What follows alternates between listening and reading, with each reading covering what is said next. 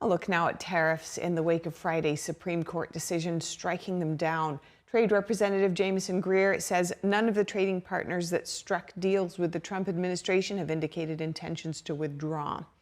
NTD's Daniel Monahan has more on that, plus reactions from key administration members. Trade Representative Jamieson Greer said he spoke with his counterpart from the European Union over the weekend, as well as officials from other countries. The trade rep says the deals were not premised on whether or not the emergency tariff litigation would rise or fall. Greer says Congress has delegated enormous tariff-setting authority to the president over the years, speaking on CBS News' Face the Nation. So even though the Supreme Court struck down tariffs under one authority, tariffs under other national security elements remain in place. Greer defended tariffs, saying they help negotiate trade deals, reshore critical industries, and attract billions in new investments on U.S. soil. We expect to have continuity in the president's tariff program.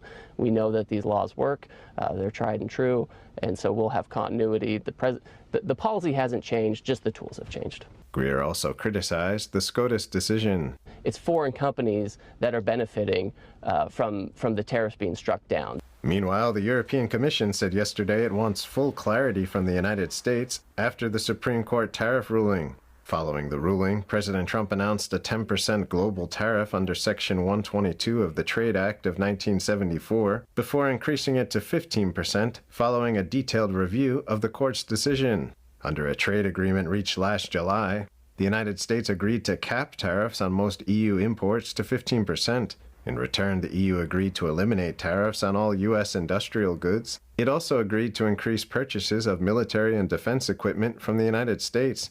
Switzerland commented on the tariff ruling, saying it should prepare for the likelihood that U.S. tariffs will remain in place permanently. Treasury Secretary Scott Bessent says the SCOTUS ruling was a very narrow ruling in terms of the president's ability to use emergency powers to collect revenues, speaking on Fox News.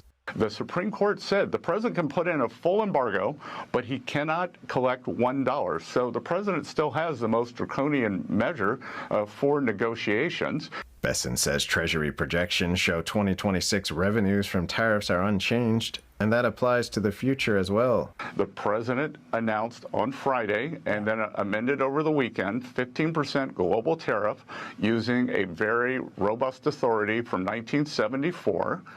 Those will be layered on with Section 232, Section 301, and the 122s. They run for 150 days. Bessent says during that time, studies will be done, which will likely lead to increased tariff revenues.